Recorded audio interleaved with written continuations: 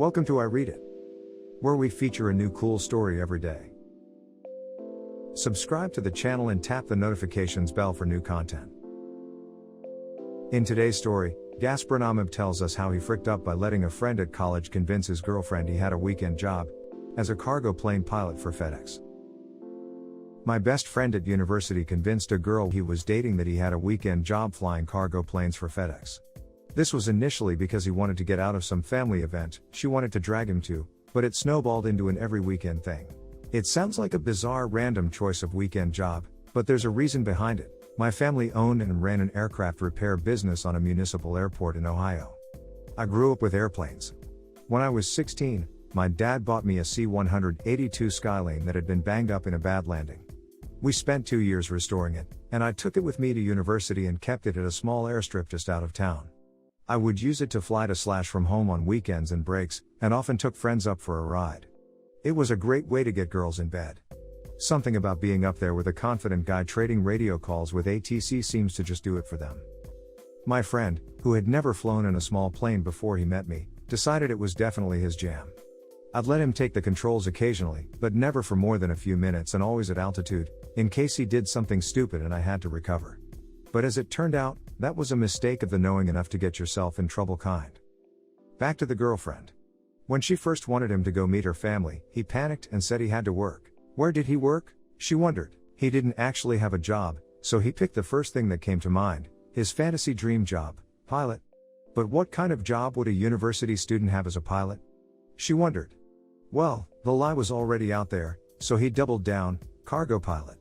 And then to make it believable, he stole my story about growing up with parents who owned an aircraft repair shop, soloing at 15, licensed at 16, owned/restored his own aircraft that he kept by school. That works. Predictably, it snowballed. He ended up liking the girl a lot and not wanting to break up with her. But he had a weekend job that took him out of town. That part wasn't so hard to maintain because I flew back home pretty much every week, and my parents loved him and always welcomed him for the weekend stay. My dad even let him help out with repairs on a couple of aircraft on the theory that it would teach him a little bit about them. Not enough to keep him out of trouble, as it turned out. It's now about maybe 3/4 of the way through the semester, and the girlfriend is either stupid or blinded by love because she's totally believing his absurd story about being a cargo pilot for UPS and owning his own airplane and whatever. I'm sort of well known as the airplane guy on campus, so she's heard of / knows there's a student who occasionally takes girls up on dates. For some bizarre reason, it all makes sense. But there's a problem. Now she wants to go up in a little aircraft, with her cargo pilot boyfriend. Why can't we go flying during the week? She wonders. Why can't I come with you in your FedEx airplane when you go on your weekend trips? She wonders. At this point, he should have come clean. They've been having sex for several months. She's probably not going to break up with him. I mean, it's a funny story if you think about it. Ha! I'm not really a cargo pilot for FedEx. I don't even know how to fly. Ha! Funny, right? But he doesn't. He doubles down on his double down. He tells her he's going to take her flying that evening. And so I get this frantic call in my dorm room. Gasparinamib, I promised, girlfriend, that I would take her flying tonight. You got to help me. I need to borrow your airplane. I was like, no, you are not going to borrow my airplane. You almost always try to roll us inverted every time I let you take the controls. You've never taken off in it, much less landed it. If I let you take it out by yourself, you'll kill everyone on board and anyone with the bad fortune to be in the way when it falls out of the sky. No. But he's desperate. And it's to get laid.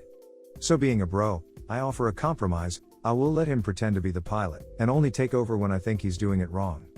I'll even sit right seat and let him wear the white shirt with epaulets with 4 stripes on them that I got as a joke reward present when I passed my private pilot, single engine, land, license check ride, so he looks like he's a real captain. The time comes, and the girlfriend shows up. And it only gets worse. She's a little confused because we've never told her that I'm a pilot too. It would have been too weird. A coincidence that big was too big of a plot hole in his elaborate I'm a cargo pilot for FedEx story. How could he possibly have me and become best friends with a guy who just happened to also be a pilot? It just wouldn't have made sense. So we never mentioned it. And worse, I would occasionally pretend to know nothing about flying. I'd ask questions like, what's it like up there with just the clouds to keep you company? And do you need oxygen even when you're on the ground? Stuff like that to make me sound like a real noob and let him show her what a knowledgeable cargo pilot he was. And so we tripled down on his previous double down. You see, he's been giving me flying lessons. That's the ticket. Yeah. Flying lessons. Totally explains why you're taking your friend along on a date. To give him credit, he plays the FedEx cargo pilot really well. I always have new passengers follow me around when I pre-flight. It helps with any anxiety they might have about going up in a small airplane. So he does the same thing with her. We do our walk around, check fuel, control surfaces, oil, prop, gear, etc. He explains exactly why we're checking each thing, same as I did for him the first time he went flying with me. He shows her how to get into and out of the aircraft, how to work the door latches, her seat belt, etc. Inside he hooks her up to the intercom correctly, even. Hell, by that point even I was convinced he was a cargo pilot for FedEx. But as soon as we fire up the engine, things start to unravel. I try to let him use the radio. It's a small airstrip, no tower, so it's not like we absolutely needed it. But he flubs up almost every self-announcement. His radio voice sucks. He's hesitant, stutters, can't remember the tail number, misidentifies the runway. All the things wrong. And then it's time to take off. By prior agreement, I was to do this without his help. But he switches the intercom to pilot isolation, which cuts off the passengers, i.e., girlfriends, headphones, so we can have a private conversation. Gastronomib, you got to let me take off. She's going to think something's going on if I don't. I've watched her dozens of times. I can do this. And well, he's desperate. And it is to get laid. So being a bro, I say okay, I will let him take off, and only take over when I think he's doing it wrong. I line the airplane up at the end of the runway, turn the intercom back to on position, and say you're plane. And then I take my hands off the controls. In retrospect, this was a bad idea. Time to frick up, 3 seconds. Instead of pushing in the throttle, he pulls out the mixture. This tells the carburetor don't give the engine any more gas. The engine quits. Embarrassed silence. I pitch him an easy save. So that means you leaned out the engine, right? You said you would show me how to do that the last time you gave me a lesson. He was all ha. Yeah. Leaning out the engine. Totally. Good lesson. You learned something there, didn't you? I restart the engine for him and then sit back in my seat again. This time he hits the gas properly. Time to frick up, 9 seconds. He's starting to veer off the runway. I make a point of fighting him for the pedals, hoping the girlfriend wouldn't notice. Mission accomplished, probably. At least we're heading straight down the center line and not for the row of aircraft parked on the other side of the taxiway.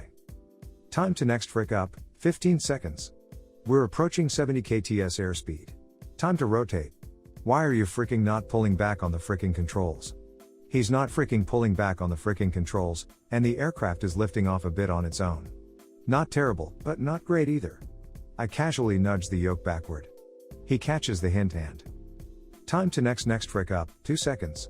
He yanks back too far and we're popping up way too fast. This isn't a freaking Blue Angles air show, damn it. I start to do something about it, but. Time to next frick up, nanoseconds. He's doing the same thing he always does, pulling down on the yoke with his left hand. I've told him about it 1,000 times. It always makes the airplane try to do an aileron roll. Or what if I didn't take over?